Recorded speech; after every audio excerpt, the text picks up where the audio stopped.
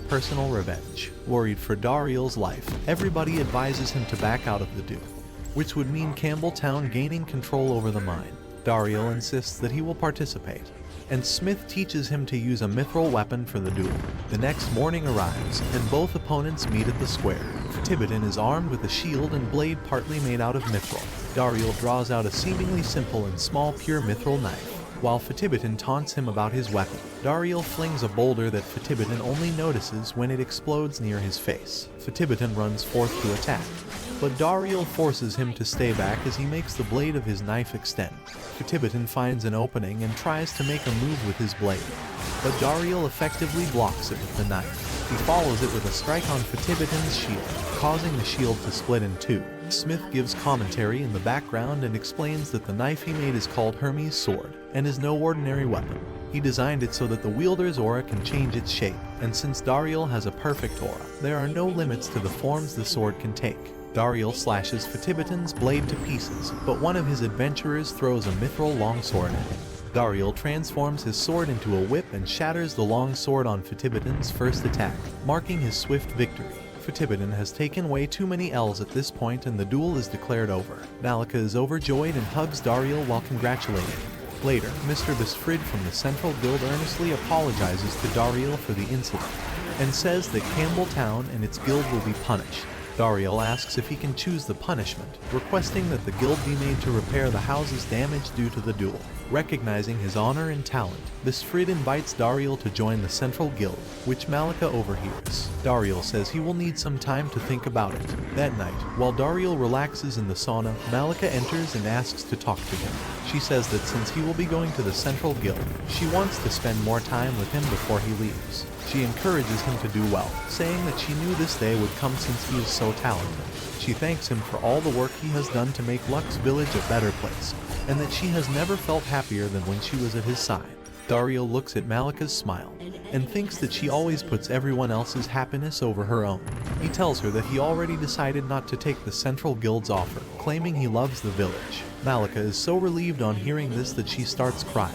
Dariel holds her face to wipe her tears and kisses her, realizing that he now has one more reason to not leave Lux Village. Over at the Demon King's palace, Bashbaza visits his father, Granbaza, as he is practicing using magic again as a form of rehabilitation.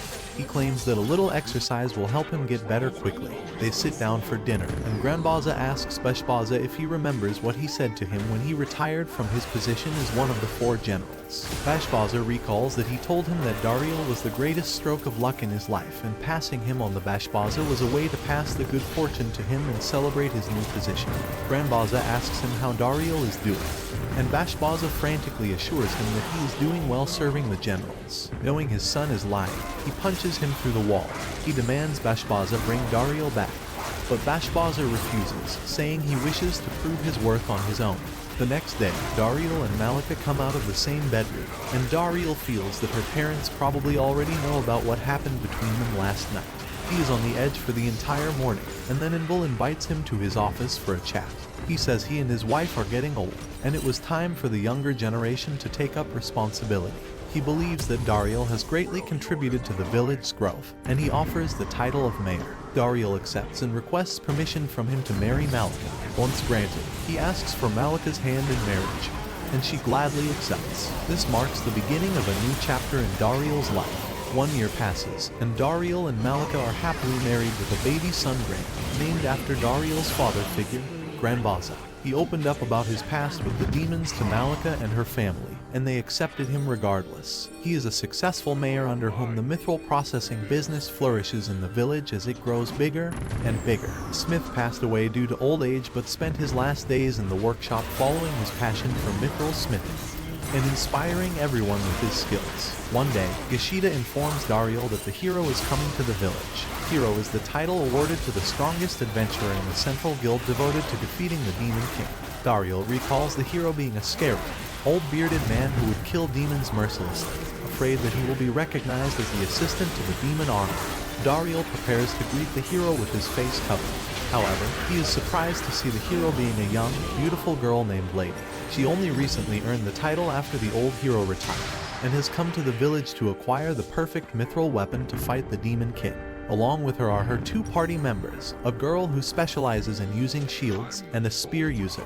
Lady and her party receive lodging at the mayor's house, and in the morning after their arrival, Dariel greets Spearman and Shield Girl, asking if Lady has not woken up yet. They knock at her door, and Lady opens the door, still half asleep. When her comrades remind her that this is the mayor's house, she suddenly closes the door in their faces and gets ready in 5 seconds. At breakfast, she states that she has 2 objectives for coming to the village. The first is to get mithril weapons, and she wants to see them immediately. Dariel gives her a tour of the mithril workshop, claiming that it is the only one that exists in the world. Smith had passed on all his knowledge to the smiths working there before dying, and now they followed his techniques. Dariel shows a mithril sword to the heroes' party, as they have never seen it before, and tells them to pass their aura through it. The shield girl takes up his offer first, and pouring aura into the sword makes her feel better than her boyfriend ever did. Lady is getting impatient and asks Dariel to hurry up and tell them about the orderly weapons. Dariel calls Sakai, Smith's apprentice, who is currently the best mithril smith. Sakai mistakes Spearman for the hero and starts flirting with him, but when he learns that the girl next to him is the hero, he starts touching her hands. Lady is embarrassed, but Dariel assures her that Sakai can find out the type of aura she commands just by touching someone's hands. She is impressed when he correctly judges that she has a slash type aura, and then she moves on to her second objective. She is seeking a 4th member for her party, a goal that she has been trying to complete by traveling to many regions. Just as she tells this to Dariel, Yashida enters the forge, and he tells Lady to leave it to her. The village holds a competition to decide the 4th member of the heroes' party, with many signing up to participate. The method of selection is a head-to-head battle between the 3 party members and all the participants. The heroes' party members use kitchen utensils as their weapons as handicaps, but all participants still lose. Suddenly, an arrow whistles past Lady's face. Yashida is the one who shot it from a distance, and he keeps shooting at her. Lady charges in the direction of the arrows, sensing that the attacker has good power but low accuracy. Yashida uses his aura to lift the arrows from the ground and attack her again, but she slashes them down. Yashida prepares for another round, but Lady activates an attack that would have killed him. Dariel recognizes her attack and is forced to intervene to save Yashida's life, and he throws an apple to disrupt Lady's attack. Yashida comes crying and apologizes to Dariel for disgracing the village, but Dariel praises him for his effort as the strongest adventurer in the village. Within a year, Yashida has leveled up from D rank to B rank. Lady refuses to believe that someone other than Dariel is the strongest person in the village, and she asks him to have a one-on-one bout with her. He refuses, saying that he is already retired as an adventurer, but Lady still attacks him to test him. Dariel blocks her attack and then outmaneuvers her using his shape-shifting weapon. They are evenly matched, and Lady gives it her all and slashes a mountain in order to hit Dariel. Lady acknowledges his strength, and to force him to show it, she ditches the wooden sword and draws her real sword as she prepares to use her most powerful attack, Sky Ram. Dariel has already seen this attack multiple times from the former hero and successfully counters it with his version. Their attacks cancel out, but Lady is shocked to see him using the same move as the former hero. She eagerly offers him the final position in her party, and her party members also request that Dariel join them, but he politely declines and goes back home. At night, Lady and her party visit him while he is feeding his son and once again ask him to join them. Dariel insists that he is committed to being with his family and watching his son grow.